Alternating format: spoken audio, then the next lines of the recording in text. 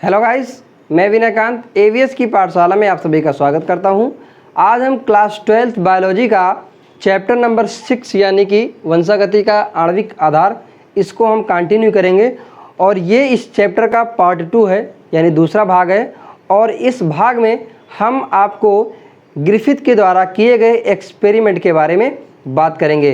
अगर आपने मेरा पिछला वीडियो यानी इस चैप्टर का पार्ट 1 आपने नहीं देखा है, उसमें कुछ जो सम बेसिक चीज़ें हैं उसके बारे में बात किया है। अगर आपने इस वीडियो को अभी तक नहीं देखा है तो उसका लिंक आपको ऊपर आई बटन या फिर नीचे डिस्क्रिप्शन बॉक्स मिल जाएगा, वहाँ पे जाकर के आप उस वीडियो को देख सकते हैं। तो चलिए आज का वीडियो हम स्टार्ट करते हैं।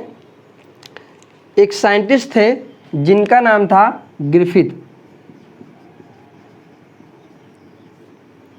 और इस चैप्टर में हम आपको बता चुके हैं कि जो कोशिका होती है, कोशिका के अंदर न्यूक्लियस होता है, न्यूक्लियस के अंदर क्रोमोसोम होता है, क्रोमोसोम के अंदर डीएनए होता है और डीएनए एक आनुवंशिक पदार्थ होता है। ये हमको आज पता है, लेकिन पहले के साइंटिस्ट को ये पता नहीं था जब ये उस समय प्रयोग कर रहे थे। तो इसी के ऊपर ये प्रयोग है। तो ग्रिफिथ ने क्या किया था, एक बैक्टीरिया लिया था और उस पर इन्होंने प्रयोग किया था। उस जीवाणु का नाम है, जीवाणु का नाम न्यूमोकोकस, न्यूमोकोकस निमोनी या डिप्लोकोकस निमोनी। चाहे न्यूमोकोकस निमोनी का हो या डिप्लोकोकस निमोनी का हो, ये एक ऐसा बैक्टीरिया होता है जो ह्यूमंस में एक बीमारी क्रिएट करता है जिसका नाम है निमोनिया। क्या नाम है? निमोनिया। निमोनिया एक बीमारी होती है जो मनुष्य के अंदर फेफड़ों में होती है और ये इसके फ्लू जैसे लक्षण होते हैं। तो फिलहाल इसके बारे में हम बात नहीं करेंगे, बात करेंगे हम न्यूमोकोकस निमोनी यानी इस बैक्टीरिया के बारे में जिस पर ग्रिफिथ ने प्रयोग किया था। तो ग्रिफिथ ने इस जीवाणु के 2 स्ट्रेन लिए थे। 2 प्रकार के बैक्टीरिया होते हैं, एक जो होता है बीमारी फैला सकता है यानी सक्षम होता है निमोनिया फैलाने के लिए, एक जो बैक्टीरिया होता है वो निमोनिया फैलाने में सक्षम नहीं होता है, यानी निमोनिया जो रोग होता है उसको वो सक्षम नहीं होता उस बीमारी को फैलाने के लिए या उस बीमारी को क्रिएट करने के लिए। तो ग्रिफिथ ने 2 स्ट्रेन लिए थे। कौन से? एक स्ट्रेन लिया था जिसे कहा गया वायरुलेंट, यानी कि वो बीमारी फैला सकता है, या कह सकते हो उग्र न्यूमोकोकाई या उग्र विभेद। कितने विभेद लिए थे? 2 विभेद लिए थे, यानी कि स्ट्रेन 2 स्ट्रेन उन्होंने लिए थे। पहला था वायरुलेंट यानी कि उग्र विभेद वाला। कौन सा? उग्र विभेद। पहला था वायरुलेंट यानी उग्र विभेद जो बीमारी फैला सकता है। तो ये जो बैक्टीरिया था उग्र विभेद वाला न्यूमोकोकाई निमोनी, पहले इसके बारे में जान लेते हैं कि जो वायरुलेंट होता है जो बीमारी फैला सकता है, इसकी संरचना कैसी होती है। तो इसकी जो सतह होती है वो चिकनी होती है। सतह कैसी होती है? चिकनी होती है, यानी कि स्मूथ वॉल्ड होती है।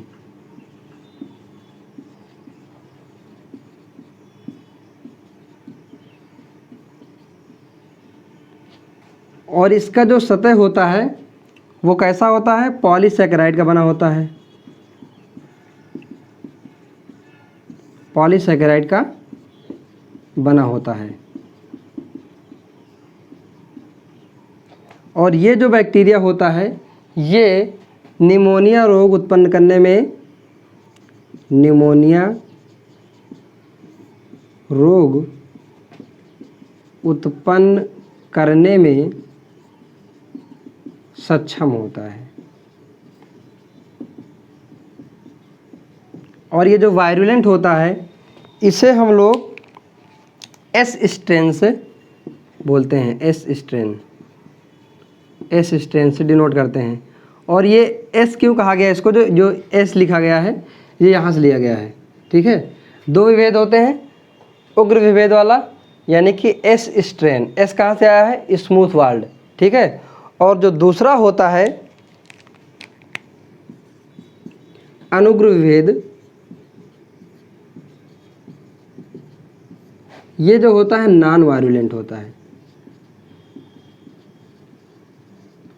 नॉन वायरुलेंट यानी इस बैक्टीरिया के बारे में हम लोग जान लेते हैं। ये जो बैक्टीरिया होता है इसकी जो सतह होती है खुरदरी होती है। सतह कैसी होती है, खुरदरी होती है, यानी कि रफ वाल्ड होती है, ठीक है। तो ये इसकी सतह कैसे होती है, खुरदरी होती है। और ये भी जो है पॉलीसेकेराइड का बना होता है, पॉलीसेकेराइड का बना होता है। और ये जो होता है ये निमोनिया रोग उत्पन्न करने में सक्षम नहीं होता है। निमोनिया रोग उत्पन्न करने में सक्षम नहीं होता। तो ये थे कुछ लक्षण। और इसको हम लोग, जो नॉन वायरुलेंट होता है इसको हम लोग आर स्ट्रेन से डिनोट करते हैं। आर स्ट्रेन से, आर कहाँ से लिया गया है, रफ से, ठीक है। तो रफ वाल्ड होता है। तो एक हो गया एस स्ट्रेन वाला और एक हो गया आर स्ट्रेन वाला। अब इन्होंने इस बैक्टीरिया को लिया था और चूहों पर प्रयोग किया था, ठीक है। तो चूहों पर इन्होंने एस स्ट्रेन और आर स्ट्रेन वाले बैक्टीरिया को किस प्रकार इन्होंने प्रयोग किया था, आइए इसके बारे में हम बात कर लेते हैं। इसको आप लोग स्क्रीनशॉट ले लीजिए या फिर इसको आप नोट कर लीजिए।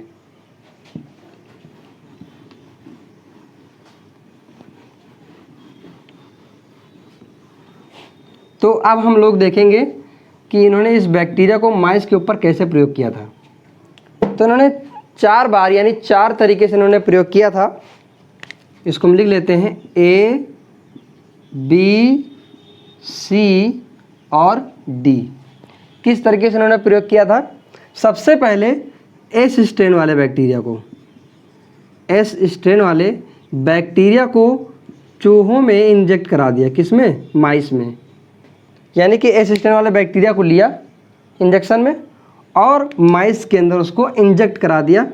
तो इस तरह प्रभाव क्या पड़ा चूहे पर, चूहा कुछ देर बाद मर गया। क्या हो गया, वो डेड हो गया, मर गया।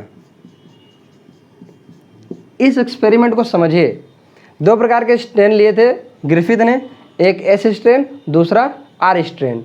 जब एस स्ट्रेन वाले को माइस के अंदर क्या करा दिया, इंजेक्ट करा दिया, तो कुछ देर बाद वो माइस क्या हो गया, डेड हो गया, मर गया। दूसरी बार उन्होंने क्या प्रयोग किया, आर स्ट्रेन वाले बैक्टीरिया को लिया, आर स्ट्रेन बैक्टीरिया लिया और उसको माइस के अंदर क्या करा दिया, इंजेक्ट करा दिया। तो वो जो माइस था वो कैसा था, लिव था, यानी कि वो जीवित रहा। क्या रहा, जीवित रहा, यानी वो मरा नहीं।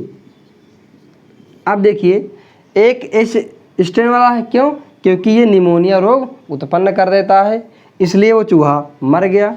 आर स्ट्रेन वाला था, ये निमोनिया रोग उत्पन्न नहीं कर सकता, ठीक है। इसकी वजह से चूहों में जब इंजेक्ट करा दिया तो चूहा नहीं मरा, यानी कि वो जीवित रहा।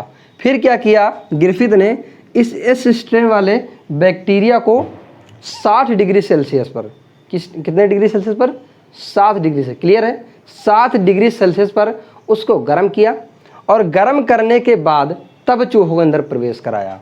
यानी कि हीट किल्ड, इसको हम हीट किल्ड कह सकते हैं, heat killed S strain bacteria को माइस के अंदर क्या करा दिया, इंजेक्ट करा दिया, यानी चूहे के अंदर प्रवेश करा दिया। तो क्या हुआ, जो चूहा था वो जीवित रहा, चूहा मारा नहीं।